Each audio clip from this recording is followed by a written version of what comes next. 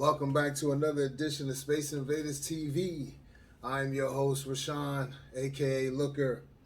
It is May the 12th, 2022, and let's talk about it.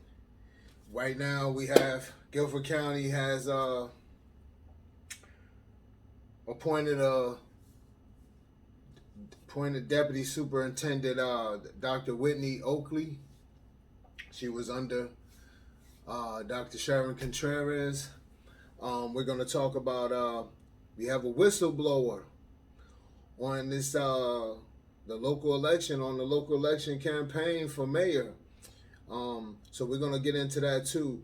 So, yes, once again, welcome. Make sure you tell a friend to tell a friend and share this information. I not only talk local news and things and politics, but I talk about issues that's going around the globe, the whole world. You know, I touch on different various topics. I can't hit every topic, you know, that you may see throughout the week because I only drop once, sometimes twice a week, just depending on what's going on, you know. So yeah, I try to keep everyone up to speed, you know, of like what's going on. So if you tapped into my page and you're a subscriber, then you already know how we do. So you know that I go in. So welcome back. If you just stumbled upon the channel here, stay for a while. Look around. I have almost 200 videos here talking on different topics. So stay a while. We talk about a lot of interesting topics that you may speak with, sitting at the table with your family, friends, associates, to things you may talk at work with your work buddies. So let's go in. So right now, Guilford County schools, and we talking Guilford County, North Carolina. Right now, we're going to be talking Guilford County, Greensboro, and Guilford County business today. Okay, so Guilford County Schools has selected Dr. Whitney Oakley, who is the current deputy superintendent, to the position for Guilford County Schools. All right. I don't know much about her at all, you know, but what I find interesting, and all I'm really going to say about this, is that it's funny that you got someone like Dina Hayes. This is the same person that ushered in Sharon Contreras, right, for Guilford County Schools. And it's mighty funny that, from my understanding, this lady here, and I'm getting this from WFMY News 2, okay? Dina Hayes says this. I'm going to run this down real quick. Dina Hayes says, she is the right person at the right time. She knows the district has shown leadership in bringing diverse groups of people together and is passionate about helping all students thrive. Oakley will become the acting superintendent from July 11th through August 31st. Excuse me, folks, August 31st. She'll then become the interim superintendent on September the 1st. School leaders also vote to extend her contract through June 30th, 2024. As an educator, parent, and longtime resident of Guilford County, it is an honor to serve our school and our community in this capacity, Oakley said. Oakley started her career as a teacher at Fraser Elementary in Guilford County before serving as assistant principal and principal in the Alamance Burlington school system. She returned to the school system in 2012. She has held other leadership positions, including chief academic officer and assistant superintendent of teaching, learning, and professional development. She was appointed deputy superintendent in 2021. All right, so let's stop right here, right? Now, instead of putting her in deputy position in 2021, right, you guys in Guilford County School extended Sharon Contreras' contract, which in turn she's walking out on you guys now, which I called it then, okay? I didn't even know what type of move that was when Sharon Contreras, once again, and I've said this over and over again, she showed you guys what she was going to do. When you guys got her out there from, when she came from Syracuse, man, you guys knew what you were getting, or didn't you not? She didn't produce anything there. But we're not going to run back down that, because you guys can go back into my archives 10 months ago when I talked about it, all the way to a year or two ago. I've been talking about Sharon Contreras and putting people up on that whole situation. Why didn't Dr. Whitney Oakley, you should have put her in a position, if she, as Dina Hayes says, she's the right person at the right time. Now? Oh, now? So she wasn't the right person at the right time then, when your homegirl was still there, and then y'all extended. And then my thing is, how you still extending Dr. Whitney Oakley's, how you going to extend her contract to 2024 and she hasn't even started yet? So, you know, you're just jumping ahead of things here. And, but that's either, I mean, look, man, that's either here or there. I'm just going to keep my eye on her, as well as you all should too, and keep your eye on this school board. And one thing I will say right now, say no to that school bond, that 1.7 billion school bond. And I'm going to tell you why. I'm not just telling you no for no reason. I'm going to tell you why. Okay? 10 months ago, as you guys know, if you've been following me from the beginning, all my subscribers, even if you're not a subscriber and you've just been tapping in and watching, you know, when I talk about Guilford County schools in that's Guilford County, North Carolina. When I talked about Guilford County schools, right, you guys know that I was giving you all the info. I was giving you all receipts. Okay? So I'm telling you now, the reason why you should not vote for that 1.7 billion, because Guilford County Schools, North Carolina has still not spent the over $500 million. And I'm going to break it all down to you real quick right now. And also, before I go in, you can go in 10 months ago, go into my archives, go into my all my videos I post, and look for the title, Guilford County Schools Receives $229 million. Okay? Now, Guilford County Schools received $500 million, $529 million within a matter of 6 months of 2021. Okay? They had I think the 229 million, the 300 million came afterwards, or the 300 million came first, the 29 million came after. I don't know which one, but go back to my video where I say what the title is, Guilford County Schools Receives 229 million. And there you will hear that, how I broke it down, everything then, okay? But whatever came first, the 229 million or the 300 million, all I know, it was within a matter of 6 months to a year that they received $529 million. And then when the school year started, the 2021-2022 school year, you hearing these issues, the kids having to go home early, the start of the school year, they understaffed, school bus drivers, you know, quitting, or there's shortages, teachers, there's a shortage of teachers.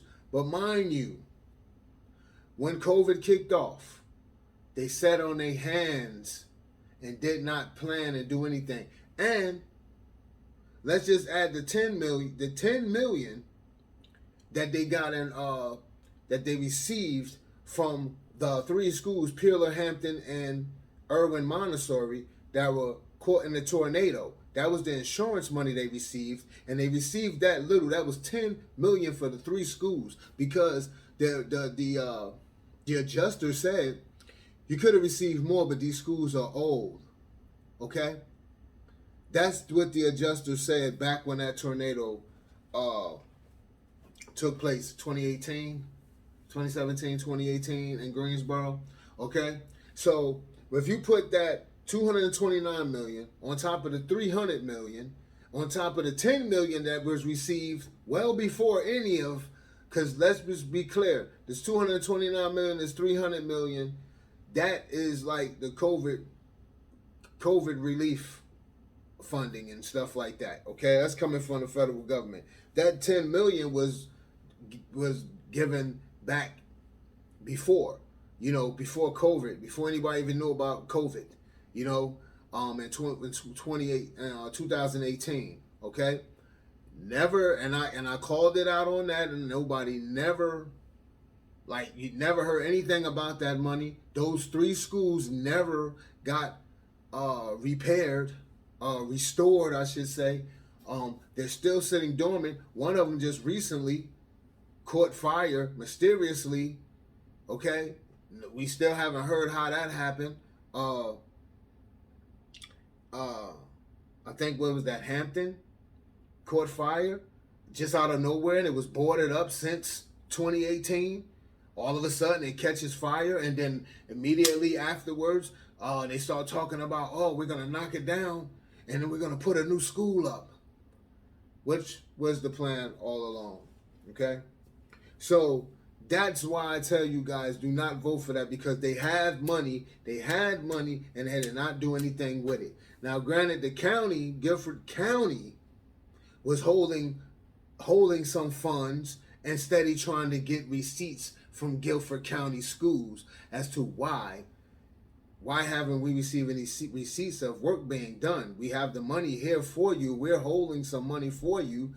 They were holding it so Guilford County schools won't be trying to skim off of it. This is all factual stuff. I don't make this stuff up. That's why it's good that I can talk and do these videos, and I have receipts of what I talked about. And I can, within those talks, I can show, you can find the receipts. So I say, once again, in closing on that subject, you can check my videos under the title Guilford County Schools Receives 229 million. And in that video you will see how I break it down, and how I'm telling you, and I'm giving you the actual dates and times on when they received that money, Guilford County Schools. Okay? So I'm not just telling you don't vote for that 1.7 billion school bond. I'm telling you why not to vote, because they already had half of that and still never done nothing with it. They already had money. So we still not hearing about, they consistently keep talking about the 300 million, but even at that time, I was like, you guys received 229 million. So yeah, that's what it was. The 229 million was granted to Guilford County Schools first. The 300 million came before the I want to say before the, I might have my dates wrong, but just bear with me. I think it came before September of 2021. Okay, or it could have came before no, it was before September 2021. The 300 million came, but the 229 million had came back in the fall. They received that back in the fall, and that was to help we do what they needed, Guilford County Schools to do what they needed for the schools. So I say, don't vote for that 1.7 million until they need to produce receipts. That's like, we can't go to the bank. The bank has to see, if you want to go to any the bank or whatever and get a loan, they have to see that you have that you can pay back the money, or that your credit is good, that you good with managing your money, your finances. They have to see that. That's why they look at your credit score, they look at your ratio, they look at how you spending, because that's another thing that plays a part. So they look at how much are you spending with all your credit. How much are you spending? Are you overspending? you staying under the limits, the spending? It's a lot of things that they watch. How long you've been employed, or what type of business you running, how lucrative is the business you may be running. There's a whole lot of things that factors in, and you have to show proof. They're just not gonna give you something and don't see anything in return. So it's like, all right, the people had voted for you guys to receive money. This bond is not the first time that you've been on a ballot. This is like the second time, and I can't remember the dates, but you can, when you go back into my title and go and look under Guilford County Schools received $229 million. I'm pretty sure I talk about that because it's almost like 55. It's 55 minutes long, I believe, somewhere that video. But I'm breaking it down a lot to you then. So I'm not just telling you, hey, don't vote for the 1.7 billion school bond, Guilford County school bond. I'm telling you why not, because these folks have not showed any receipts of their spending, how they're spending it, and I'm talking about the 539, because I'm counting the 10 million that was received back in 2018 from the schools for the damaged schools in the tornado, the 3 damaged schools, the 10 million that was received, the 229 million they received for the schools, Guilford County schools, and then the 300 million was the last. And then so after 300 million, then we got like 90 days to 6 months later, they're talking about 1.7 billion. They need that. And I'm like, wait a minute. So if you get that and you got, wait a minute, where is the other money? Where's the other money? Mind you, the funding that the county has received for the federal government, I know Greensboro has received $59.4 million. And I'm not sure how much the county, I forget how much, I know the county received more than what Greensboro received. So Guilford County received more money. I know it's over $100-something million collectively that Greensboro and Guilford County has received. Okay, and so you have money floating all around these places, and they're trying to ask the people, what should we do with the money? Well, you have a lot of it, and there's a lot of things that need to be done. Get to it. There is a lot of things that need to be done. But I'm not going to go back down that rabbit hole because we done spoke about that before, and I've always spoken about that. But why I say do not vote for the $1.7 billion school bond for Guilford County schools. Do not vote for it for that reason. That's like you, the taxpayer, we've already been hit one time before. We approved something before and you guys never did none of the work. Now all of a sudden, when the government gives you more money, it's a back order on all the, well, if you would have been started this a long time ago, first of all, if you would have been putting into your schools like you're supposed to, instead of trying to go around and rebuilding or building new schools, one here, one there, renovate the schools that's already active and that's needing repairs. Start with the ones that need it the most and go down the line. See, when it's time to do work, we have people that sit in seats, and I've said this before. They sit in seats, and when it's time to do the job, the truth comes out that they don't know how to do their job. And then, so pay attention to the school board. Pay attention to them folks. Their seats that's up, they need to be out. Okay? And if you ask my opinion, they all need to go. All right? City council, commissioners, just on the strength of the school system alone, how all of these folks have sat and watched and known. They came in knowing that the schools was in, and none of these folks, see, this is the thing right here, and I'm gonna wrap it on that subject, and we're gonna move on to the next. See, this is the thing. If you have a bunch of good apples, right, and they all trying to, all right, screw the apples. If we got a bunch of good people, right, and they're all trying to they're coming together for one common goal, and that's to service the people. And then they have some bad apples over here. If the good apples outweigh, if the good people outweigh the bad people, they're going to overpower them and get them out of there, right? We see these things happen at times. So my thing is, when I say flip every single sector of the local government, all of it, they all have to go, because they all seeing things. They came in seeing things, and nobody done anything. Nobody done anything. Okay, we had problems with the crime rate raising. You know, we have police leaving. You know, a police chief only there for 2 years, leaving the city of Greensboro. I mean, it's just so many issues. The housing skyrocket pricing, you know, which, yeah, okay, it could be inflation in the country, right? But you have to take hold of your city, and you have to help your residents out. People are paying taxes, okay? You have to help everybody out.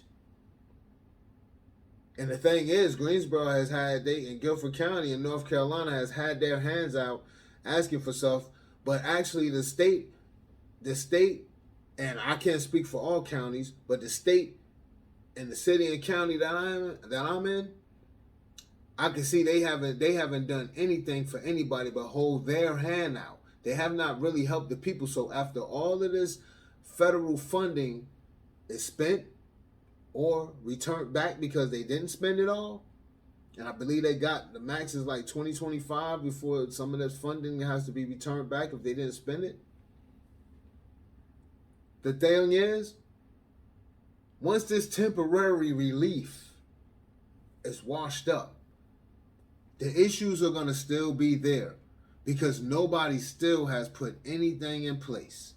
They all have been like piranhas in a tank. The money's been getting dropped in, and it just, you know, and they're thinking that they're going to hold on to that money. No, you're not. The government's going to want it back if you did not spend it. And not only that, I don't think the federal government's going to want to hear anything. We should never hear anything about needing no funds, because let's be clear here.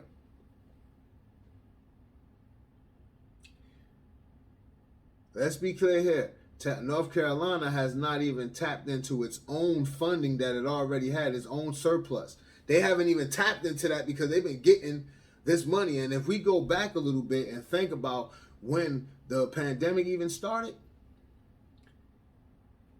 North Carolina was reneging on giving people, they could have pulled out of North Carolina alone, could have pulled out his own surplus. They had well over enough money in their surplus to hold down the people during unemployment, for unemployment, I should say. But I'm going to stop right there. Let's move on to the whistleblower. Ladies and gentlemen, we have a whistleblower. He stepped forward, and he's putting, and he's suing the city of Greensboro. He's running for mayor.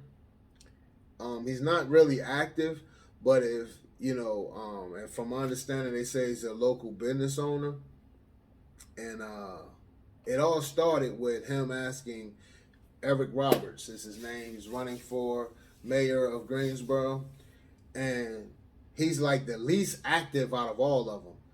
Like, he's the least active out of, I mean, well, him and Nancy Vaughn may be neck and neck because you barely hear anything from her. If I had to put them in order, I would say the young guy, the gentleman, Justin Outling. You may see more of that same commercial running that he has. Let's see here. I don't even know where to go. Okay. We can say Eric Roberts. I'm gonna say Eric Roberts. Really, he don't have any commercials. He does not even vocal on social media. But what I'm gonna say about Eric Roberts is him blowing the whistle on this situation right here, which started with him wanting receipts from this gun, the Greensboro gun show. I put him first because he's blowing the whistle on something. If people pay attention, you know, and even the candidates, if they pay attention and use that, that can help them. That can give them some leverage, right? So I'll put Eric Roberts first just because he blew the whistle on something. And if people pay attention, okay, it's very important. Eric Roberts just blew a whistle. Then I would say Justin Outland because he's running that one commercial, but he's not speaking. He's speaking at something. He's not speaking to anything. He's not saying anything. It's so generic. So he needs to step it up. For me, vote for any of them, they'll have to step it up. And then I would say next in line, I don't even know. It's a toss-up between Nancy Vaughn and I would say I'm gonna say Mark Cummins will be the third. Just because I don't know why. And then Nancy Vaughn. And she's the acting mayor right now. She's the sitting mayor of Greensboro, North Carolina. So Eric Roberts blew the whistle on the situation here, right? He's been trying to get receipts for months. And I'm going to read this article from Fox 8. Gun shows at the Greensboro Coliseum.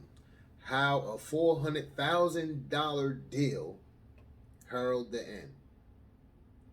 Before we go on, did you guys even know that Greensboro, Greensboro owns the Central Carolina Fair? Did you even know that? They brought that from the Hamid family back in what year? They bought the Central Carolina Fair back in '99. We'll get back to that. The Super Flea Market. I haven't heard of it anymore, but they bought that back in 2003. Okay, and then just recently they bought the Greensboro Gun Show from the Sorrell family. They just bought that in 2021. Okay, so this is the thing that Eric Roberts was trying to get the receipts on this. I don't know what really prompted him to do that. I don't know if he's an advocate for guns, and maybe he wants to know, for the gun show, he want to know why, okay, you guys brought it, or what's going on with it, and it's just not, okay, everything's open back up, but you guys have not brought the gun show back.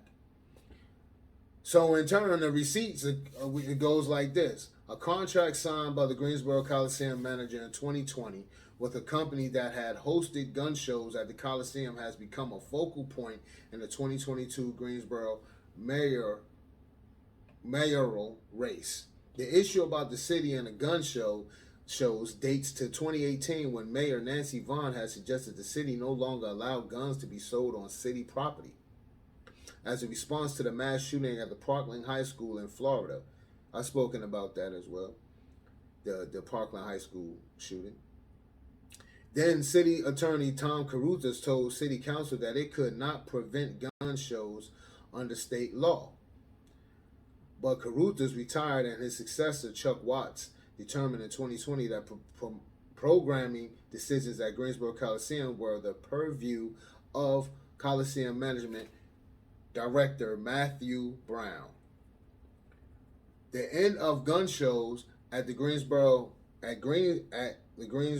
Coliseum began with a contract between Brown and Gun Show Inc. of Stokesdale and its owner Rodney Sorrell Sr. In the agreement, Sorrell turned over the rights to the show and its name in exchange for $400,000, $80,000 a year through 2025 for a 5-year period. So for 5 years, the Sorrell family will get $80,000. It will come out to be $400,000. Okay, as you will see up on the screen right now, I'm putting up here now the receipts. I'm showing the receipts where the city, the city bought it. But in turn, the city throws this back to the city says, "Oh no, we don't have no control over what the Coliseum does. The management has the right to." Greensboro, the city of Greensboro says the management of Greensboro Coliseum has the right to whatever events they want to have there. That's to whatever events. Let me stop. I'm getting ahead of myself. Let me read some more. With the gun show officially under the ownership of the Greensboro Coliseum, the city discontinued the staging of gun shows on city property. So as you see, you'll see the receipt posted. Did they use taxpayer money? That's what Eric Roberts was trying to figure out, is they used taxpayer money. Watts said in an email late Friday that the agreement did not use taxpayers' funds and that it did not require approval of the city council. He explained in a follow-up email that Brown and the Greensboro Coliseum as an entity had the discretion to make the deal on their own. All right, so let's stop right there. So what I can see, okay, they can't, by law, Greensboro, they can't stop, by state law, they can't stop anyone from having selling guns on their property by state law. I mean, they'll be violating the state laws that have gun shows. So what they did was buy them out for 5 years. Okay, they did that. So say that, okay? I can see that move there. I can see that move. They just tried to buy him out, but you didn't buy him out totally. That was just 5 years, and then they told him, like, long as you don't, if you're looking at the paperwork, the receipts I'm putting up here, got up here now, it was like, hey, if you can't, the Sorrell family or any of their associates, they cannot start another gun show within Greensboro or city limits or whatever, but they can always find anybody and have another gun show. Like, they don't, come on.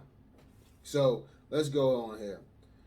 Greensboro Coliseum has a certain amount of autonomy with the city itself. Matt Brown has a contract that allows him to make unilateral decisions about which shows and performances are produced at the Coliseum without getting approval from the city manager nor council. That contractual understanding has been in place since '94. He also manages an enterprise fund that I believe is generated from revenues from performances and activities in the Coliseum complex and is used to promote Coliseum activities. I am pretty sure that the money that was spent to acquire the gun show, along with its rights to certain dates on the Coliseum calendar, was purchased using that money. But I am quite confident that taxpayer money was not used to make that purchase. Okay, this has come from Watts, the gentleman Watts. Okay,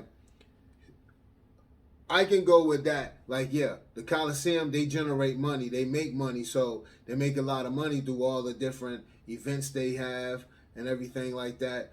So yeah, I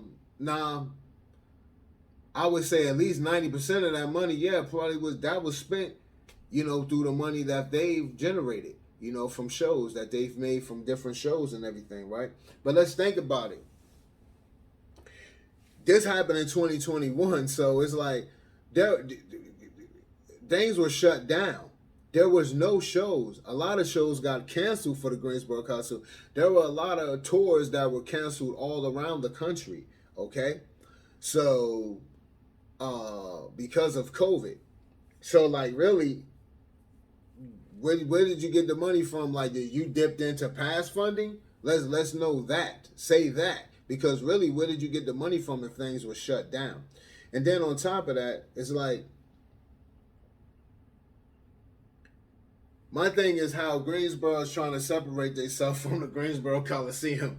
You can't. The city owns the Coliseum. We all know this. If you're from Greensboro, Guilford County, you know that Greensboro owns the Coliseum, man. It's Greensboro Coliseum. Okay? They own that. Everything over there, they own that. So it's like, what do you mean? Like, I understand if he has the right to pick whatever shows. I get that. This statement says he has the right to whatever performances that go on there. The management has the right. That's all fine and good. That didn't say anything that he has the right to purchase anything. And what world, if you're going to let a manager of a building make business moves with city property? Money, exchanging money with city, like the city owns that. There's one thing for him, yes, he's a manager, he's there to direct everything, all the activity that's going on in that Coliseum, in that space. He's there for that. That's what they hired him for. Money-wise, making acquisitions, that is not his job, okay? You can't just, the city has to get final say on that. And they're trying to throw it back and say like, oh yeah, no, we don't know. That's not what it said here, okay? He has the right to whatever events. He has the right to yay or nay whatever event and scheduling those events. Since that agreement, Vaughn, who says she is not an anti-gun and has a carry permit, told WGHP in April that the deal worked well for both parties. She said it gave the city more control of dates each year and that, in her opinion, it worked out well for the gun show owner. The gun show operator had netted about $11,000 from shows at the Coliseum, and this deal provided revenue in the pandemic years when the events wouldn't have been staged anyway. So we're going to stop right there. Nancy Vaughn herself, the mayor of Greensboro right now, just said, I'm going to read these two lines again. Vaughn, who said she is not an anti-gun and has a carrying permit, told WGHP in April that the deal worked well for both parties. She said it gave the city more control of dates each year. It didn't say the Coliseum. It said it gave it gave the city control. It didn't say it gave the Coliseum. It said it gave the city control. So it goes back to what I said. The city, okay, they just did it. They said, okay, we can't, by law, by state law, we can't stop the gun show on our property. We can't stop none of that. So we're going to buy you out for 5 years and we'll put a pause on you. We'll pause y'all for 5 years. At least we'll pause you. Now, we all know that it could be some backdoor stuff going on where that family can go over there and go get Joe Blow and have them start up a gun show within the city limits. It may not pop off at the Coliseum. They ain't going to have it, but you can go somewhere else and have a gun show within Greensboro city limits or the county somewhere, okay? So, but they just gave this guy that was only netting $11,000. The family was netting $11,000 with that gun show, right? They just gave this guy $80,000 a year for 5 years. Wow. Okay, let's go on. This during the pandemic now, because ain't nobody say the pandemic was up. Mind you, they did this deal in 2021. Look at the paperwork on the screen that I have up there. So I say Eric Roberts, this put him on now. If he could just go, like now he needs to keep going, because this just opened up another can of worms. He just blew the whistle on something here. You know what I'm saying? He knew something. So he was trying to get these papers. You know, and in turn, what that opened up was Carolina, Central Carolina Fair, which the city bought in '99. So my thing is, okay, why? If you guys bought the Central Carolina Fair, right? If Greensboro bought, they bought the Central Carolina Fair. You guys bought it. Why are you guys charging the people, at least the people in the city of Greensboro that pay taxes to the city? They should at least get half off of everything. Everything. As long as you show your identification and you pay taxes, especially if you want to know one way, if somebody have the vehicle, they pay vehicle taxes every year, right? They should be able to show their license and their registration, long as it coincide, everything matches up, address and everything, name, everything matches up. You should be able to get into that Central Carolina Fair for, if anything, half off the ticket price, half off everything, half off parking, half off everything, because we pay taxes to you, to the city, that you bought the Carolina Fair. Mind you, it was mighty funny to me that the city, the Carolina Fair was just here April and then May 5th.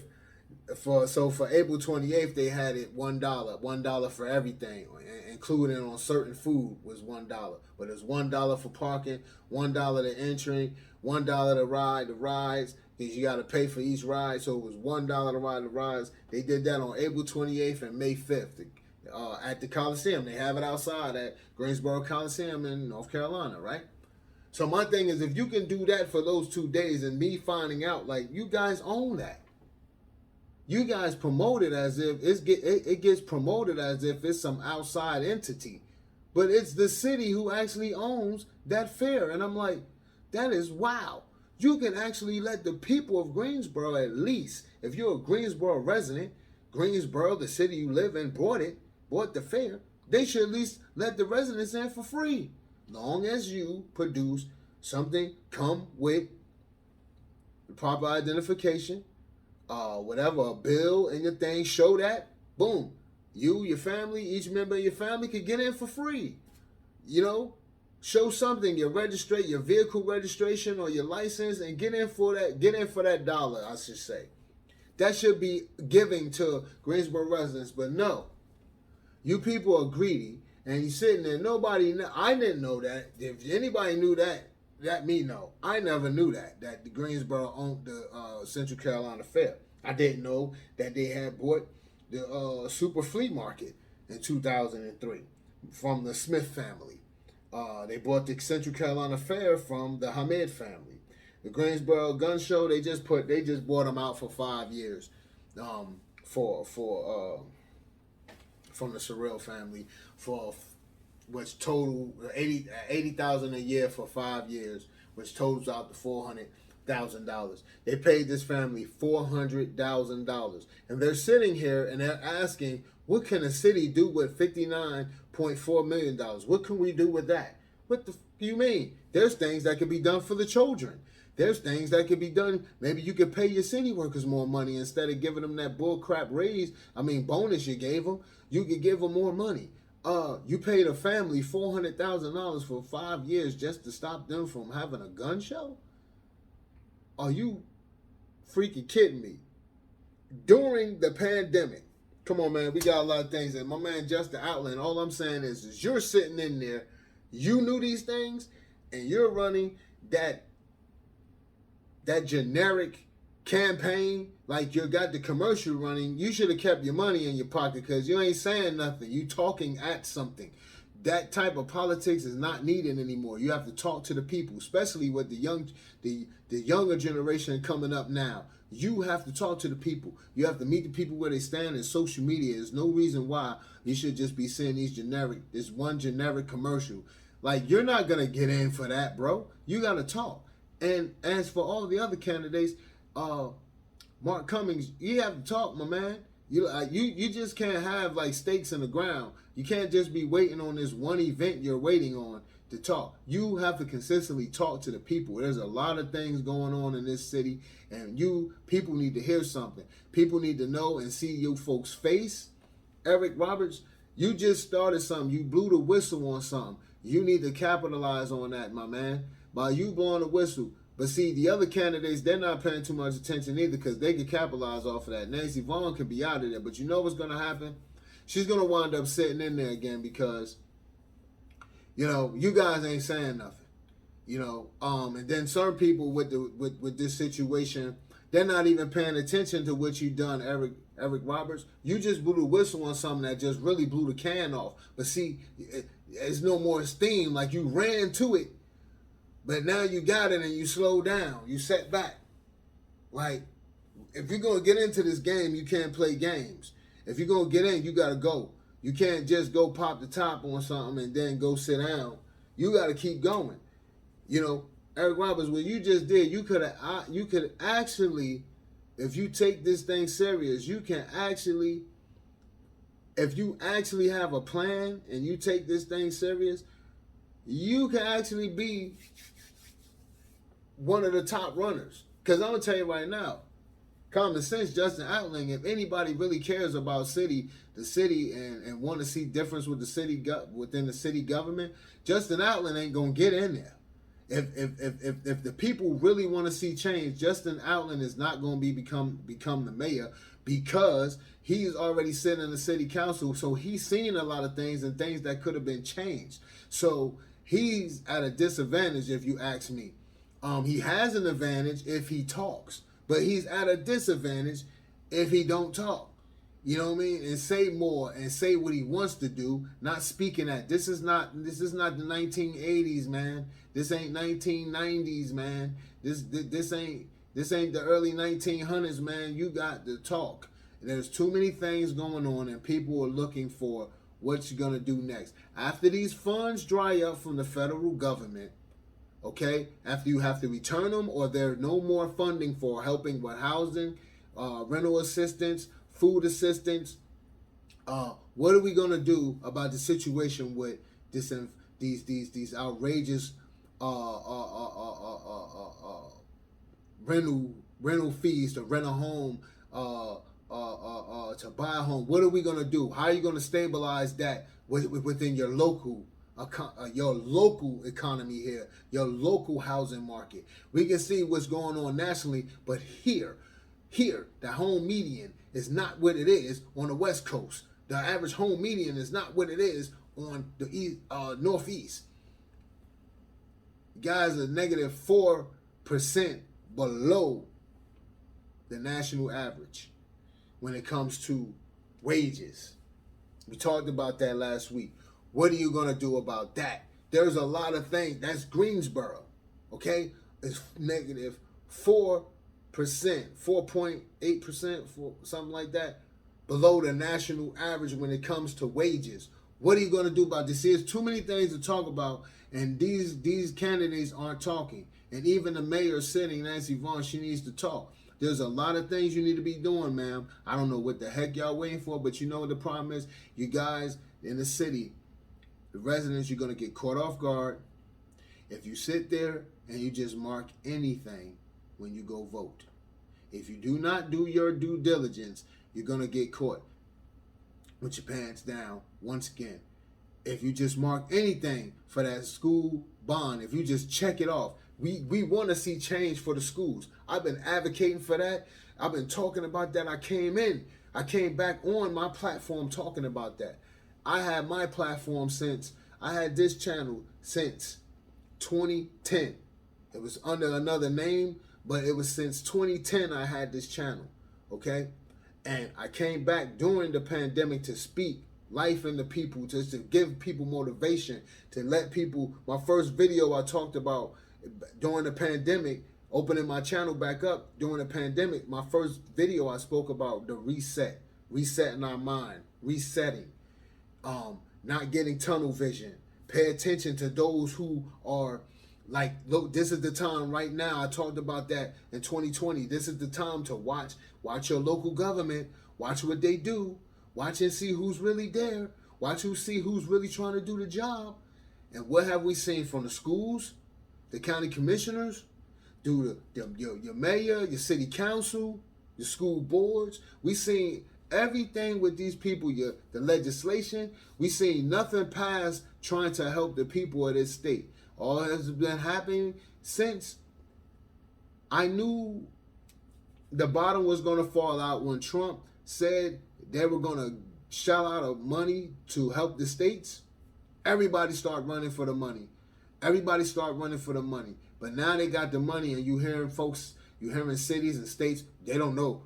You don't know what to do with it now? Now you have money. Now you don't know what to do with it now. You've been crying about money for years, about we don't have the funding. Now you have it. The schools has the funding. Schools they had, as of last September 2021, they had $530 million. $539 million, let me be exact, okay? Let me break it down to you again. The $10 million they received from the 3 schools that were damaged, Peeler, Hampton, and Irving, during the tornado in 2018. They received $10 million from the insurance money. They received $229 million during the pandemic for the relief. They received the $300 million later on. So do the math. Now these folks are coming back and they're asking for $1.7 billion when you haven't even touched and put a dent in the $539 million? Come on, man. And they want the people, don't get caught sleep, folks. Say no to that $1.7 billion. Do not get caught sleep, because these people are playing games. These schools in Guilford County, North Carolina alone have been 50 plus years. They've been looked over. They've been looked over 50 plus years. You do your own research. Or you could go back in my archives and see everything, look at every video where I talked about the school system in Guilford County and talked in North Carolina and talked about schools all around this country. All around this country, you had teachers last year. Last year, and no exaggeration, up until maybe about October of this year, you had teachers and superintendents of schools, state superintendents of schools, quitting, leaving, or getting fired for doing just crazy stuff. I can't even make this stuff up, okay? But once again, if you really want to see why I'm telling you why not to vote, when I put a video, why not to vote for that 1.7 billion, I put a video out 10 months ago. It's titled, you go back in my archives and look it up. Go back in my videos and look up the title, Guilford County Schools receives $229 million, okay? Look that up. You hit that video. I think it's about 50 minutes. You're going to see me telling you. This was 10 months ago I put you guys onto this, okay? And so many other things. So don't get caught during this election season. Don't just go up there voting for anybody, ladies and gentlemen, just because. Don't just vote for somebody because you know them. There's things that need to be done. And if you keep voting for somebody and not doing your due diligence just to say that you voted, you're not helping yourself. You're not helping your children if you have children. You're not helping your family, period, your family members. You're not helping your residents. You're not helping your neighborhood. You're not helping nothing on a local level. The same energy that you put in for the presidential race and paying attention to that, put the same energy into your local government, because that's where you're really going to see your change at. If it's nothing else, that's where you're going to see a change at, because it's the people that we put in there. A lot of these people are inexperienced and they don't know what to do. Everybody's in there for their own personal gain. And then you see all of these things that need to be done. Now, it is no way, with all the money that Guilford County and Greensboro alone, North Carolina, not the money that North Carolina has received from the federal government, period, okay, is in the trillions, okay? It's no reason.